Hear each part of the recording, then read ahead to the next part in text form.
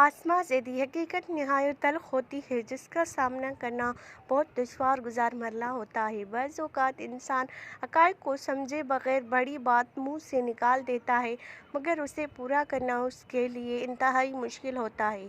ये वाक़या भी एक तल्ख़ हकीकत पर मबनी है, जिसे भुलाना नामुमकिन है। वाक़या यूँ है कि मेरी अज़ीज़ा मुसरत ने अपने बेटे की शादी बहुत अमीर ख़ानदान में की, जिन्होंने अपनी बेटी को जहेज़ में कार, कोठी और काफ़ी सारे ज़ेवर के अलावा एक अदद मुलाज़मा भी दी।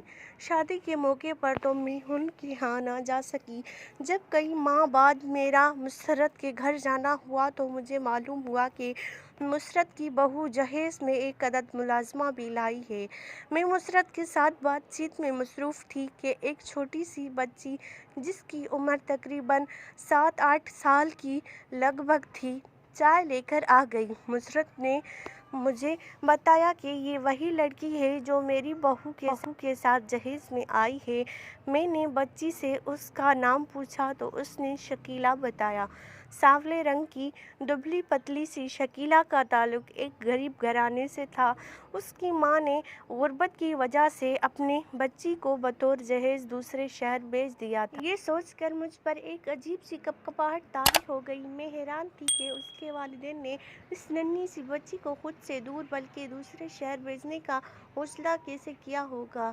क्या उसकी माँ को अपनी नन्ही शहज़ादी को खुद से दूर करके दूसरों के काम काज के लिए भेजते हुए दिल की तरफ से मुज़ाहमत का सामना नहीं करना पड़ा होगा।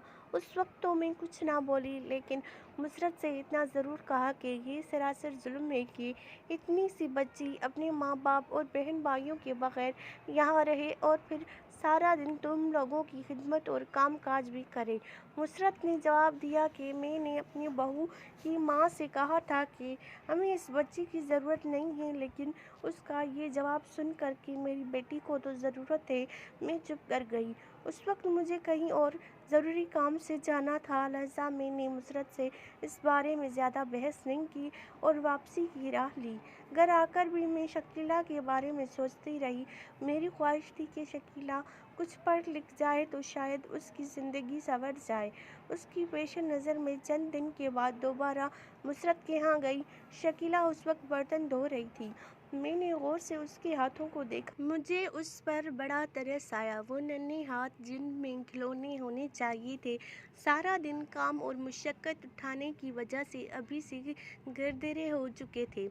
मुझे देखकर मुसरत ने अपनी बेटी इरम से कहा कि आंटी के लिए चाय बनाओ और शकीला को बाज़ार से कुछ सौदा लाने को कहकर मेरे साथ दूसरे कमरे में आ गई।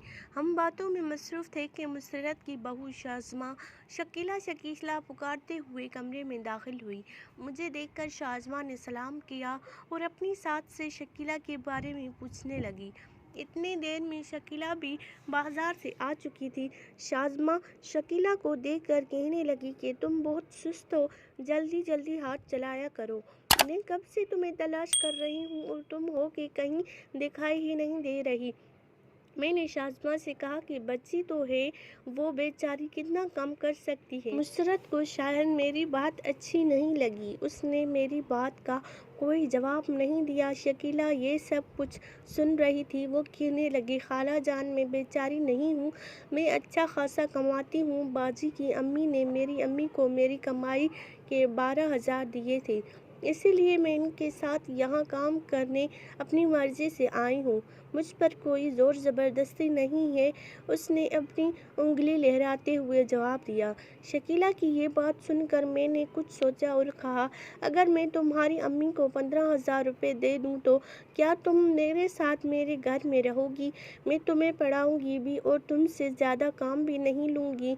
मेरी बात सुनकर शकीला एकदम खिल उठी, मगर दूसरे ही लम्हे उसका चेहरा बुझ सा गया। उसकी ये बदलती कैफियत देखकर मैंने हैरानगी से पूछा उससे, क्या हुआ?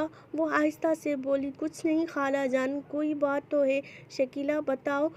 मेरे इसरार पर वो गोया हुई। खाला जान, मेरा भी दिल चाहता है कि मैं अपनी उम्र के दूसरे बच्चों की तरह पढ़ाई करूं। यहाँ बाजी मुझे कभी कभार पढ़ाती हैं, लेकिन उन्हें मेरे काम से ज़्यादा प्यार है, क्योंकि मैं उनके जहेज़ का हिस्सा हूँ। उन्होंने मेरी अम्मी को पूरे मुझे معلوم تھا وہ کیا کہنا چاہتی ہے، اسی لیے میں نے اس کی بات کاٹتے ہوئے کہا، تو کیا ہوا؟ تم میرے پاس رہو، پیسوں کی فکر نہ کرو۔ میری اس بات پر شکیلا نے مجھے جواب دیا، وہ میرے لیے ایک ایسا سبق تھا جسے میں کبھی بھلا نہیں پاؤں گی، اور شاید آپ بھی سوچنے پر مجبور ہو جائیں گے۔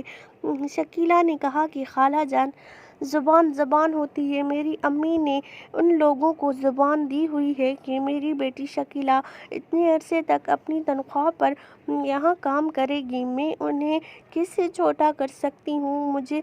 آپ مجھے بے شک اس سے زیادہ دگنے پیسوں کا لالچ دیں، لیکن میں اپنی امی کی بات نہیں ٹال سکتی۔ اگر میں نے اس طرح کیا تو میری چھوٹی بہن کو ابھی 5 سال کی ہے، اسے کون کام دے گا؟ میرے پاس اس کی اس بات کا کوئی جواب نہ تھا، لیکن میں سوچ رہی تھی کہ یہ چھوٹی سی بچی کتنی اعلیٰ ظرف ہے۔